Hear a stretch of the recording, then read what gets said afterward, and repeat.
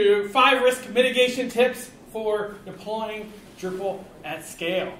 And you're going to have to humor me because I'm up here. I'm going to start with a story. So I was out working on a website. I was at an agency, was working on a small website for a customer, and they wanted to switch their hosting provider. So I was in the middle of figuring out how to download the site, back things up, and move it over to the new hosting environment. I had not worked with this provider before, and a pop-up popped up while I was going in to check out the website, and I kind of didn't know what it said, and I ignored it and just clicked OK because I was trying to get to do something to grab a backup or whatever it was. And apparently what that button said was, do you want to irrevocably delete this site? And immediately I went and looked, and the whole site was gone. And everything had disappeared. And if you've ever had a moment where you taken down a client site and then didn't know what to do, I started sweating more than I normally do. And it's at night, I'm freaking out. Now, thankfully, I had grabbed a couple backups already, not in the format I wanted, but I started trying to piece all these together, get them moved over. It ends up taking me 3 or 4 hours to finally piece together this whole site, get it up on the new site, and then switch the DNS over. And so what had meant to be just I'm going to scope out what I need to do here, suddenly became, I've got to fix this.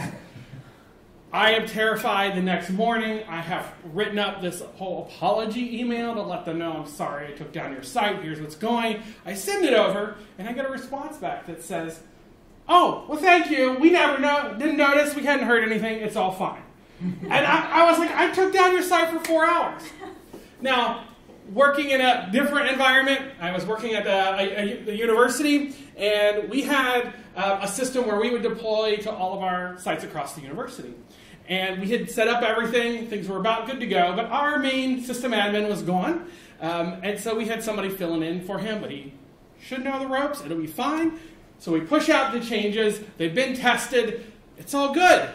But the first site gets hit, I go and check it, the site is down, I'm getting a 503 error, something is wrong, and I message and I say, stop it, but the script's already running, and it takes 15 minutes to run. So we have to wait 10 more minutes as all the rest of our sites start to go down. Then, as soon as that's done, he runs the cancel, we're back out. We don't care about fixing this, our patch that we were putting in. All we want is our sites back up. As he is starting to roll back those sites, phones start ringing. Why is my site down? My department, nobody can reach it. And so I had a site down for 4 hours and nobody noticed because nobody really went to that site. But when you're working in an environment where there's a lot of traffic, even a few minutes can mean phone calls, business impact. And so when you start dealing with Drupal at scale, it starts to change how you assess what you're doing, what your risk tolerance is when you're going to suddenly impact a lot of people at once. So, my name's John Richards. I manage the developer advocacy team at Pantheon, and I am here. Well, here's a couple things about me. Live outside of St. Louis, Missouri. First time in Rhode Island. It's amazing here, so was excited to be able to make it out. And I love cats. If you love cats, please show me your pictures of cats later on, because I always like seeing pictures of cats. All right. So we're going to be talking about kind of 5 tips, things you should be thinking about when you're thinking about mitigating risk, especially when looking at things at scale. Now, when I talk about scale, there's a few different ways you can measure this, but I think all of them kind of lever up to this main idea of just total traffic that you're accountable for, and in a way total traffic impacted by any action, whether that's deploying code or changing configuration, how many different people will be impacted if something goes wrong. And so you can see this in one site that is just huge. Some sites have an inordinate amount of traffic. Maybe it's the primary way an organization does business, and there's a ton of traffic hitting that. Another way you see this is organizations with a lot of sprawl, or maybe you work at an agency and you are managing a ton of client sites that maybe have some shared kind of code base or shared modules or something like that that you're working on. And so one single change can impact a whole lot of people. So those are the primary ways I'm thinking of when I talk about scale. And so when you're dealing with either of those, so if you happen to be a person who deals with one of those, well, welcome. to risk mitigation, because whether you've been told that or not, that is now a part of your job, because every action you do is going to impact a whole lot of things. And it can be very thankless. You know, it's a realm where nobody notices until something breaks, and then that's when everybody's like, wait, why weren't you taking care of this? Why didn't you have something prepared? And so you kind of get thrown into this. And the goal is really to be more prepared. You can never eliminate risk, but hopefully you'll be able to sleep a little better and worry a little less about unknown consequences. So we'll look at risk mitigation through these 5 lenses, which are, we'll start by establishing some context. We'll identify indicators of what risk is around. Then we're going to try to be more boring people, and we'll talk about what that means. We'll realize that at the end of the day, as much as myself at least, as a developer, that I love code, I'm still working with human beings, including myself, who make mistakes and have biases, and how do we deal with that? And then learning to embrace the fact that all of this stuff is always in flux and kind of moving around. Now, I'm talking about risk management here. There is a whole, official business practice that is around risk management. So I'm taking some key things from them. So they have this nomenclature of assess the situation, identify the risks, mitigate the risks. So we'll be using this to help us assess things. But this isn't quite the same as a full-on risk management as a practice. If you're getting certified in that, there's a lot more that might fall into those categories. But just to know, this is kind of a layman's version of risk management that we'll be talking about here. All right, so the first thing is really establishing that context. We want to start with context, and this is really about understanding your specific environment, the specific needs of the people you're working with, maybe of clients that you've got, and really trying to say, hey, every situation is a little bit different, and if I don't understand what I'm working with, then I can't really know what risk levels I have or what I'm dealing with. So one important thing to know is ignoring problems doesn't make those go away. You can look at climate change, plenty of other examples. You can sit there and pretend it doesn't exist, but problems and challenges are there, so it's much better to engage and say, what is out there? So we want to do this, so what does assessing look like for us? And so the first thing is understand your use case and prioritize the direction that your organization is looking to go. So there's a lot of differences, especially when you're looking at early versions of what a workflow or your pipelines might look like, and saying, okay, what can I do here? Now, sometimes you're going into a new place and you've inherited a mess. And now you're left with the challenging situation of, what do I do with this mess that I've gotten? Is it salvageable? Can I use this somewhere else? Or do we need to throw this all away? So you have to be aware that sometimes you may have to throw it away, but hopefully you'll be able to at least learn from it. You still want to assess that situation before making that. Now, one of the things to begin with is, what does scale mean for you?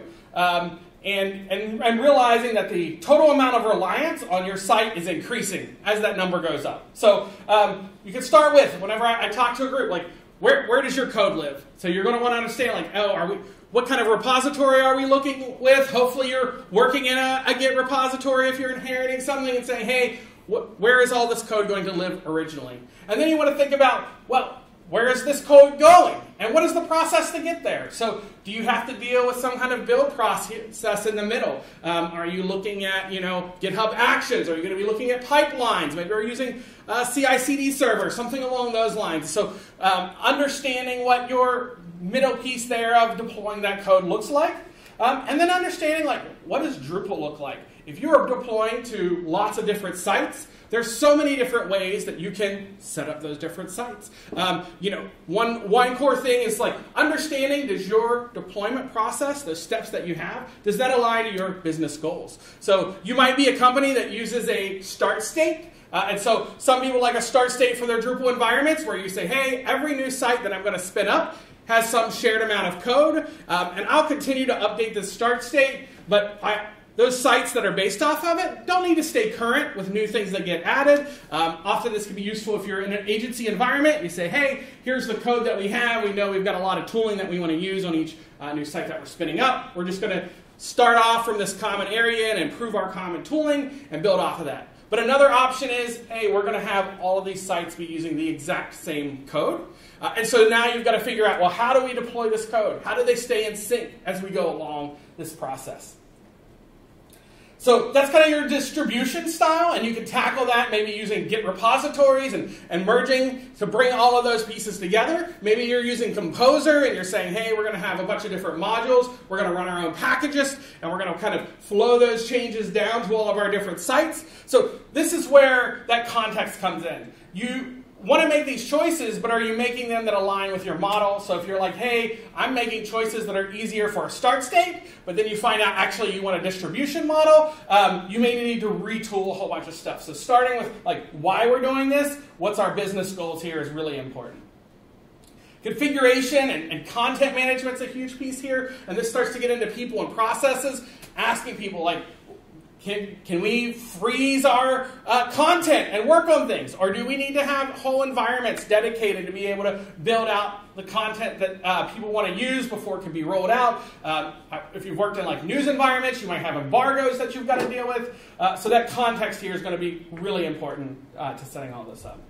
And yeah, just at the end, like, you want to know this context and understand why, because sometimes you do have to throw away previous work. It can be sometimes more difficult to retool an existing setup than to try and just rebuild it. It's more difficult to do that than just rebuild it all from scratch. So then the second piece you're going to want to do is you've hopefully now talked to the different stakeholders in your environment, see what they're doing, and now you're going to want to be thinking about how do I identify risk here. So looking for those indicators. So one way, as we think about what are the things we want to identify. And so it used to be whenever people were out mining for coal, there was a very real danger that while they were mining, they would release a pocket of natural gas. And this gas was odorless, it was tasteless, nobody knew it was there, but it could kill you. I came home from a conference not too long ago, came into the house, and I smelled spoiled eggs and realized, oh no, I've got a gas leak, had to call somebody out, because nowadays they've added some smell to the natural gas that they bring in to make sure that we don't have that happen in our own homes. Thankfully, they were eventually able to get it fixed, but they didn't have that. And so they were trying to figure out, how in the world can we make sure that these miners that are working don't just suddenly pass out because they don't realize they're breathing something that's not actually oxygen. And what they ran into was using canaries. And so you may have heard of this phrase of being the canary in the coal mine. And the idea here is this first detector. This something that lets you identify whenever a risk is happening so that you can identify it and know what's going on. So canaries, unique thing about them, even though they're very small, they have to fly, so they're very light. Their brain uses twice as much oxygen as ours, like per pound, and so they consume oxygen at such a rate that they will pass out far before a human will. And so these canaries, they would bring down in the coal mines with them, and they might be singing, they do whatever canaries do while they're in the coal mine, but if the gas level began to raise, became toxic for humans, the canaries would pass out first. They could take the canary out then. I was a little worried about the animal welfare in this, but thankfully the canaries actually did all right in this. The first instance of this, there was an inquest about what happened, and the canary survived, and they were able to bring them to the inquest. And so, to prove that what had happened. And so because they were so much more sensitive, this was an early warning, an early indicator. Now, in 1996, legislation was passed, and so they used these up until 1996. Surprisingly, that was when they finally had the technology to build, carbon monoxide detectors, and they were able to phase out having canaries in the coal mine. Also, if you're still worried about the birds, in World War I, they also used them with some of the teams as well to detect poisonous gas. And one of these this bird survived being gassed 3 times, and so he got promoted to a PB, which is private bird, and they put him in the headquarters where now his only job was to sing to the captain as the commanding officer. So don't worry too much about the birds, but what I want us to take away from this is this idea of where can we have canaries. So one of the things that I think is super useful is this idea, I've called them, and I stole this from someone else, it's this idea of a canary website. And so do you have a way, when you're making code changes, when you're working at scale, if you're pushing this out to everybody in your environment, And your only way to know there's a problem, like whenever I was talking about in my story, is whenever sites start going down and now it's too late because we've deployed this across 50 sites across the university and they're all going to go down, then it's way too late to do something about it. So what if you have your proverbial canary and are able to use that? So you want to be thinking about where are single points of failures. So looking at your platform, your technology, and saying what changes are coming. Right now, things you might be thinking about for some failures or the risks that could be coming are things like the end of life for Drupal 7 coming up. There's the whole PHP 8 coming out in December. And then we've got the whole end of life for Drupal 8 that already happened, but people are still having to deal with. So these risks, as we're like, hey, I hope something doesn't happen, we want to be identifying them. But we also want to be saying, where can we put in our version of a canary? Where are the risks that we can actually have a way to measure or detect them before they're truly a risk? So the best version of this is if you can have a full website that you deploy to first. Maybe this is before you deploy anything out to all of your websites, you have some version. If it's a single site, you've probably got a test environment or a development environment to do this. But when you're dealing with a lot of sites, even before you push things out, you want to make sure you've got, hey, where can I check this out? So the first version is a full-on dummy site that you can test this in. A second variation is saying, hey, before we roll this out, we're going to roll this out to X environment people. So like if you're dealing with 100 different sites, it's really implausible a lot of times to test all 100 websites properly. But if you can say, well, here are the 3 most important ones, and I'm going to check those. Or what are the top 5 pages on those 3 sites that I'll test before I roll this out to anyone. So saying, well, I can't test it all, but if I have a good indicator of where these are, I can eliminate a lot of that risk and move that to a different area. And another way to do this is as you're thinking about new features, where can you cultivate early adopters? And so, like, what people in your environment can be these canaries for you? So if you're able to build up a relationship, we had some people who love to try new things, and so we would say, hey, before this feature goes out to everybody else in our environment, we're going to roll this out to you with like a single feature flag, and you can let us know how it's working, and we'll get feedback, and we're able to test that out and get some real use case before this rolls out to everyone. And the reason you want to be doing this is, like, if you don't identify these risks, time will. So over time, you're going to suddenly have things start breaking. And so, you can start adding it to your policy then. But the thing is, those negative things have a lot higher weight, a lot bigger impact than all the good things that you've been doing, which is why we want to try and identify these. But unfortunately, some things are just going to be learned along the way. Now we get to be boring. I know development is about having fun and being exciting, but for our deployments, we really want those to be boring. And this is why we often want to look at automation. How much can we do that is not driven by humans making errors or trying to do things? So what can we lean on here? So really you want to be saving all of your flashy stuff for the front end of your site. Be creative. Make amazing experiences for people, but don't make flashy, creative deployment processes. We've solved some of these things. Let's use those. And then that way you'll be able to sleep better. So starting off with, like, where can you automate away risks? How do you make sure people follow processes? Like, you can set up processes, and that can be helpful, but the best way to have a process is to automate it. I worked with a developer who was an amazing developer, but he loved to just move fast and just get things done.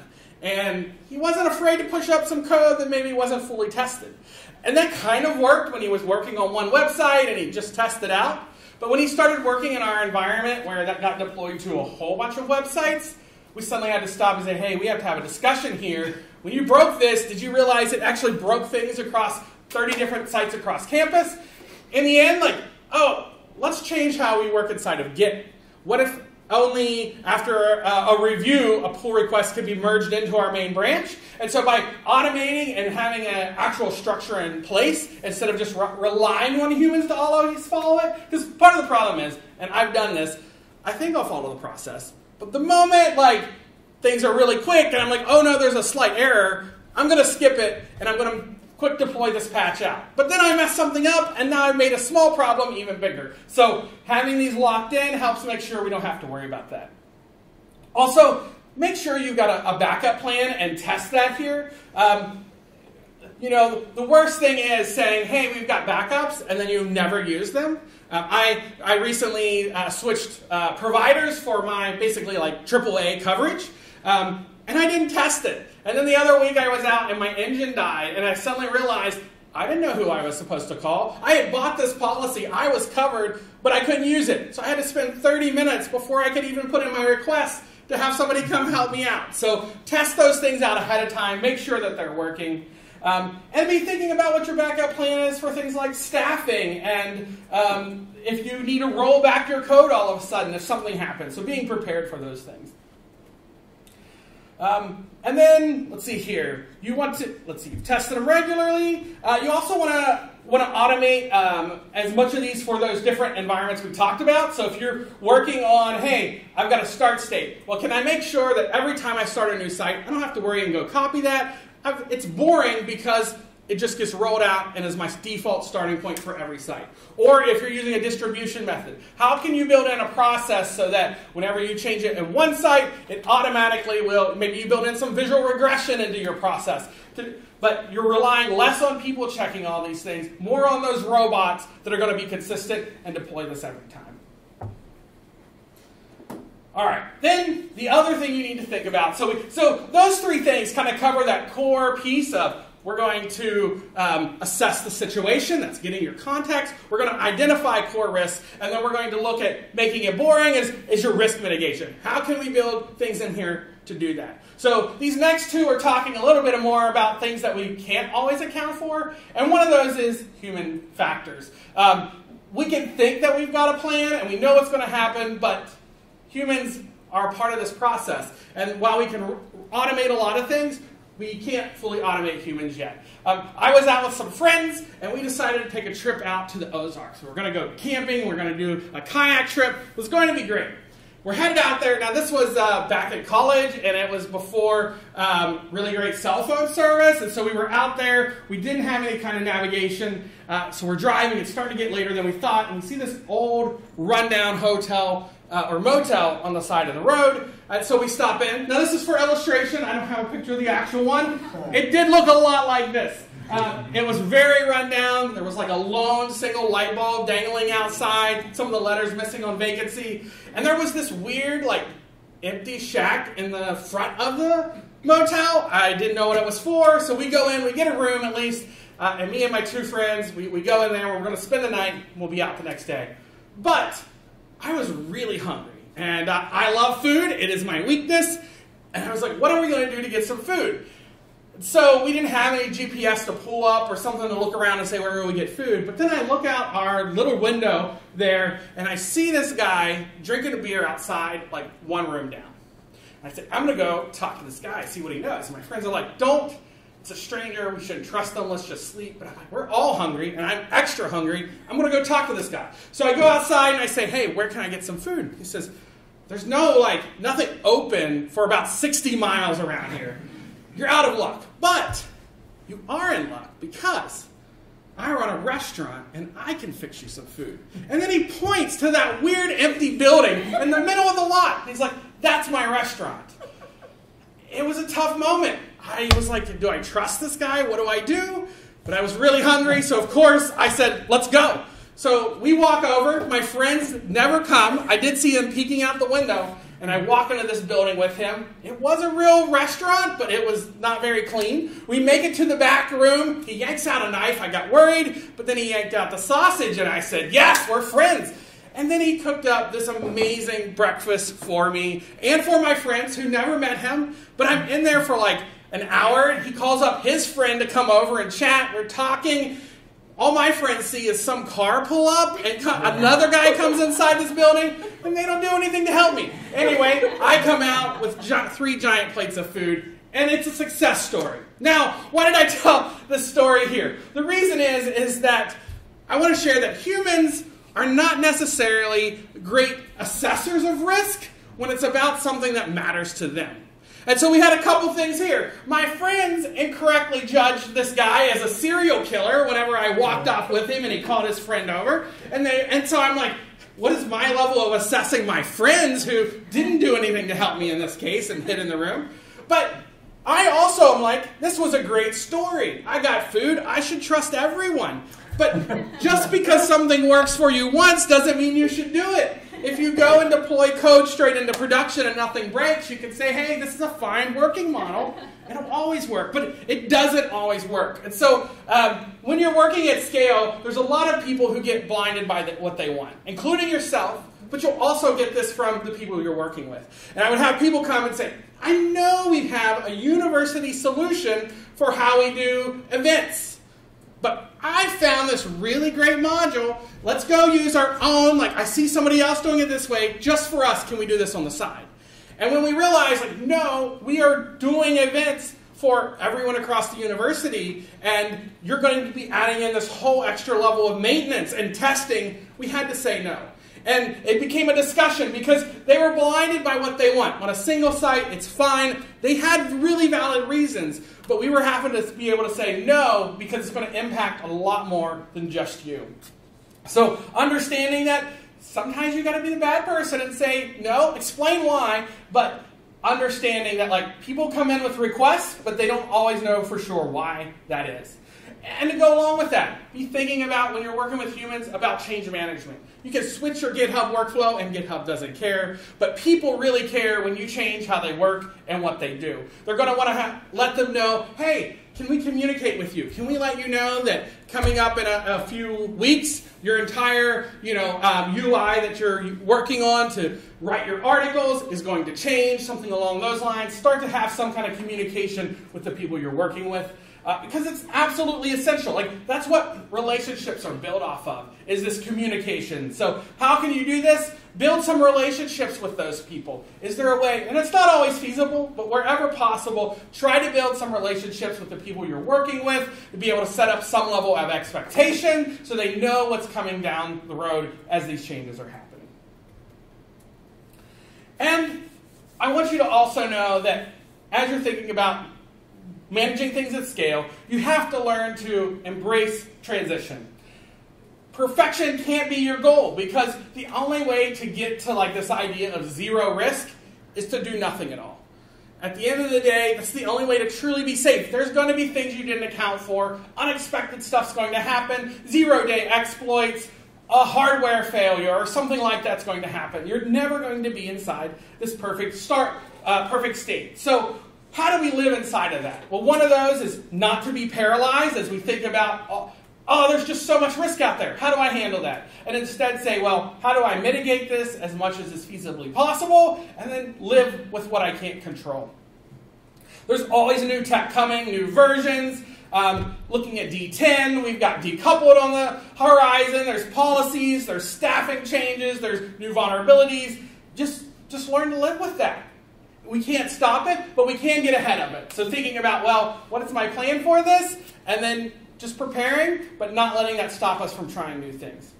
And then a piece with this is that, like, it can be very scary, or when you look back, you can also say, like, what I did, why did I make those choices? But it's really important to start. So whenever we started out looking at scaling out our work that we were doing, our original goal was to have 10 different sites that were going to be using some kind of shared code. And it was like, that's going to be our success. Now, that we suddenly got a lot more adoption to that, and we hit 50 sites across the university using this shared code base. And we were so excited, but we were also in a really bad spot. Because all the coding that we had done originally was built on this premise that maybe 10 people will use this, and it stopped scaling up. And there was a lot of people on the team who wanted to say, we made a mistake. This was a bad choice of what we did. We need to do something new. And they were right about half of it. We did need to do something new. But I think it's wrong to view that as a mistake. Instead, sometimes there are necessary steps along the way. Because if we had tried to build our environment for what we needed when we hit 50 to 100 sites, back when we had nobody on the platform, we never would have actually gotten the product launched. We wouldn't have known what we knew once we had tried this and found those difficult points from going from 0 up to about 40 sites. And so we had to learn through that. And so you do want to try and learn from other people who've gone through that. But at the end of the day, if you try to hit that and say, well, I'm going to have an environment that can scale to 1,000, and I'm going to code this to be the perfect flow, and nobody can use this until I build fully in my visual regression testing, and I've got unit testing for everything, then you're never going to get started. So make sure that you view it as a journey and say, hey, we're going to optimize for where we're at now with a little bit for growth. And then as you start to grow, you can begin to adjust those. And it will be painful. Like, it can be. It is definitely difficult. But you want to make sure that it doesn't stop you from ever being able to grow. All right. So thank you for coming out to this. The key takeaway I want you to have is, like, why does this matter? Well, the impact of those negative events that you're dealing with are going to outweigh many different positive things. And so because of that, anybody working at scale has been dumped into this area of a risk manager. And the solution we're looking for is identify things or assess the situation, then identify them, and then look to minimize that instead of avoiding it altogether.